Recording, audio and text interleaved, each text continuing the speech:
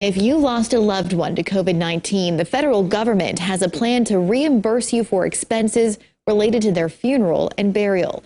FEMA is launching a $2 billion program on Monday to cover up to $9,000 per funeral. However, as KELOLAND's Angela Kennecke found out, as with all of these multi-billion-dollar federal programs, the potential for fraud is high. FEMA is setting up an 800 number for families who've lost loved ones to COVID-19 starting on Monday to apply for reimbursement.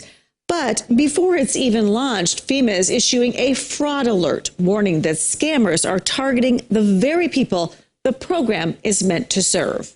Roger Myers lost his 69-year-old wife, Barb, in December after a months-long battle with COVID-19.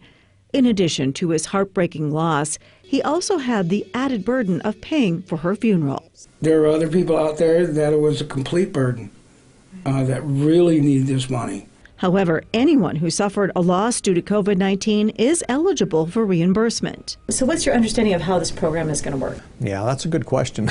Honestly, I don't think anybody really knows entirely. I mean, our national associations, our cemetery associations, we're just trying to figure it out ourselves. Funeral homes cannot apply on behalf of a family, but they will help provide records, such as bills and death certificates, which must have COVID-19 listed as a cause on the document. What's happened in the last 6 months is that, COVID was an underlying cause, and now it's a primary cause of death.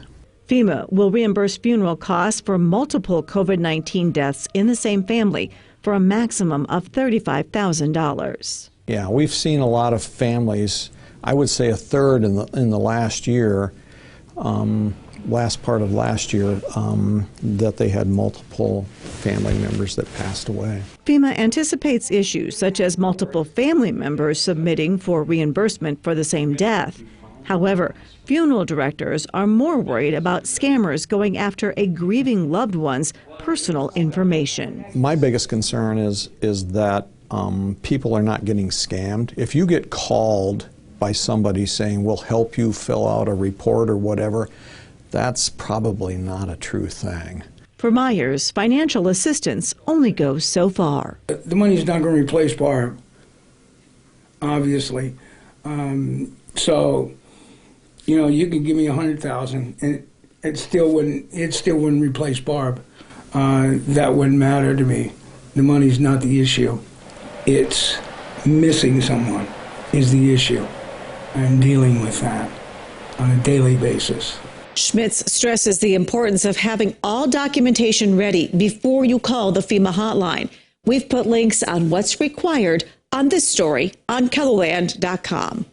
Thank you, Angela. Developing this evening, voters approved it. Opponents say it's unconstitutional. And now the future of recreational marijuana is in the hands of the South Dakota Supreme Court. The justices will hear from attorneys on both sides of Amendment A on April 28th.